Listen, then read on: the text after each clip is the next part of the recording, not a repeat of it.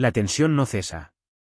Mientras el mundo espera ansiosamente los acontecimientos de la reunión en Alaska, que podría, quién sabe, aliviar el conflicto en Ucrania, el Kremlin ya está planeando sus próximos pasos. Y no aspiran a la paz. Al contrario, la maquinaria propagandística rusa está en pleno apogeo, preparando a la población para otro capítulo de la guerra. No es casualidad que figuras como Vladimir Solovyov lo dejen claro en sus programas: no esperen un final feliz después de la reunión en Alaska. La guerra continúa y Moscú no será quien dé marcha atrás. El mensaje es directo: Rusia no se considera responsable del conflicto, aunque el mundo entero diga lo contrario. Incluso una posible declaración de Trump, ese es su problema, no sería suficiente para absolver a Europa de los errores que, según la narrativa rusa, justifican la escalada. ¿El objetivo ahora? El Cáucaso Sur, una región que, en palabras del propio Solovyov, se ha convertido en un gran problema para el Kremlin. El temor es claro: la posibilidad de que surjan bases de la OTAN en la región, amenazando los intereses de Moscú. ¿Y qué es lo que más te molesta?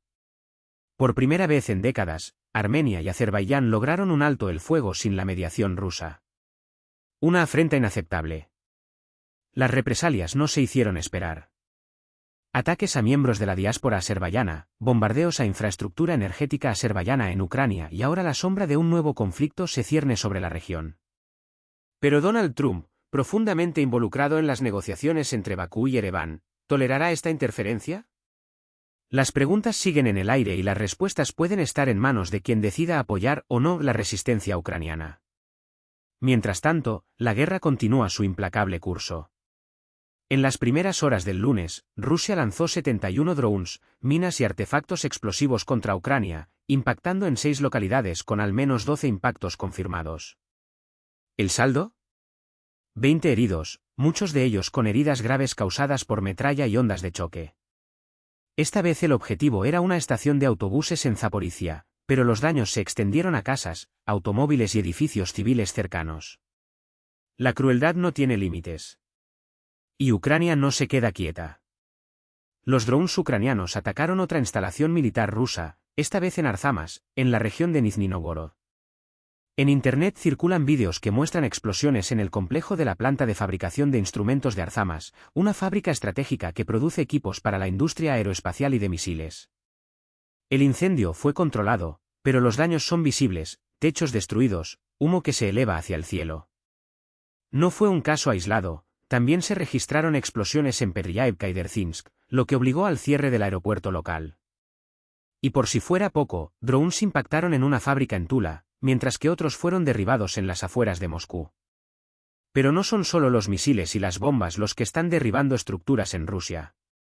El país fue testigo, en solo 2 semanas, del 5º derrumbe de un edificio, esta vez en Chitá, donde se derrumbó por completo un dormitorio de una escuela técnica de los años 60. Por suerte no había nadie allí, ya que la propiedad había sido vaciada para realizar reformas. Pero el patrón es alarmante: Ufa, Ekaterimburgo, Astracán, y más recientemente, San Petersburgo, donde una persona murió y otra resultó herida después de que se derrumbaran las losas de un edificio en la famosa Nevsky Prospekt. ¿Coincidencia? ¿O el legado de 26 años de gestión que priorizó la destrucción de los demás en lugar de invertir en su propia gente? Y como si la inestabilidad interna fuera poco, Bakú da señales de que puede cambiar de bando. Según fuentes confiables del periódico Libera, el presidente de Azerbaiyán, Ilham Aliyev, y Volodymyr Zelensky discutieron en una llamada telefónica la posibilidad de levantar el embargo sobre la venta de armas a Ucrania, una respuesta directa a las provocaciones rusas. Los ataques a la infraestructura energética de Azerbaiyán en Ucrania, como el depósito de petróleo de Sakar en Odessa y la gasolinera de Blizno-Orlovka, habrían sido. Se fue el colmo. Oficialmente, los gobiernos han expresado indignación, pero detrás de escena revelan un giro estratégico: si Moscú persiste en su política agresiva, Bakú puede no dudar en apoyar a Kiev. La pregunta que queda es: ¿cuánto tiempo podrá Rusia sostener esta espiral de violencia, mientras su propio territorio se desmorona, literalmente? Las respuestas pueden estar más cerca de lo que imaginamos. ¿Y tú, qué opinas? El futuro de la región se está escribiendo ahora y cada decisión cuenta. Pero la guerra híbrida no se limita a los campos de batalla. Ahora golpea el corazón de la economía global: el petróleo. Se ha descubierto una operación silenciosa pero devastadora contra el suministro de petróleo de Azerbaiyán a Europa. No se trata de misiles ni drones, sino de algo mucho más insidioso: contaminación deliberada. Según investigaciones de GF Media, los tanques de petróleo estaban adulterados con cloro, una sustancia corrosiva capaz de paralizar las refinerías y desencadenar una crisis de combustible en cascada. La primera advertencia se emitió el 22 de julio, cuando los análisis detectaron niveles anormales de cloro orgánico en el petróleo transportado por el oleoducto Bakú-Tbilisi-Ceyhan, BTC, una arteria vital que conecta el Cáucaso con Europa. El daño ya estaba hecho: los cargamentos destinados a empresas de Austria, Italia y la República Checa fueron rechazados. Un lote de 184.000 toneladas con destino al puerto rumano de Constanza fue bloqueado. La refinería de Petrobrasie se quedó sin materias primas y la pérdida se extendió como un virus por el mercado energético. Fuentes de GF Media no tienen dudas: fue un sabotaje. Bastaría inyectar unos cuantos tanques de cloro en el sistema de 1.700 kilómetros para contaminar todo el caudal. Una operación quirúrgica, prevista para sacudir no solo la economía azerbaiyana, sino también la seguridad energética de Europa en un momento crítico. ¿Quién está detrás? Los sospechosos habituales, aquellos que tienen más que perder con la independencia de Bakú y su creciente alianza con Occidente. Mientras tanto, en Gaza, la guerra no perdona ni siquiera a quienes deberían ser intocables: la prensa. El periodista de Al Jazeera, Anas al-Sarif, y otros 4 colegas murieron en un ataque israelí contra el campamento de periodistas instalado a la entrada de un hospital en Gaza. La emisora qatarí no tenía dudas: asesinato selectivo. Otro ataque deliberado a la libertad de prensa. El ejército israelí, a su vez, alegó que al-Sarif era un militante de alto rango de Hamás, líder de una célula responsable del lanzamiento de cohetes contra Israel. ¿La verdad? Se pierde en las trincheras de la propaganda. Pero una cosa es segura: cuando los periodistas se convierten en objetivos, ya no existe una línea entre la guerra y la barbarie. Y en Rusia la purga continúa. El círculo de Sergei Shoigu, exministro de Defensa, se está derrumbando como un castillo de naipes. Esta vez le tocó el turno al general Denis Putilov, exjefe del servicio blindado del Distrito Militar Central, condenado a 8 años de prisión por corrupción.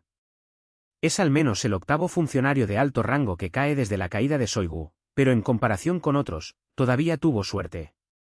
Porque hay quienes ni siquiera eso tienen. Mikhail Kenin, el hombre conocido como la billetera de Shoigu, fue encontrado muerto a la edad de 57 años.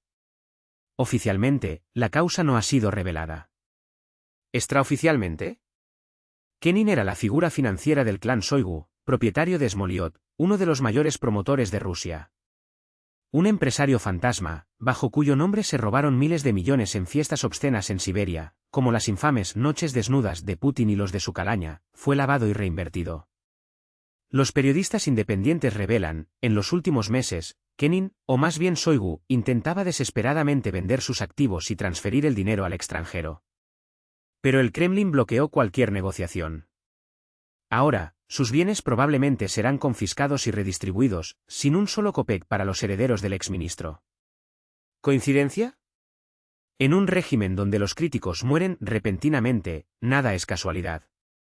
¿Y tú, qué opinas? ¿Demasiadas coincidencias en tan poco tiempo?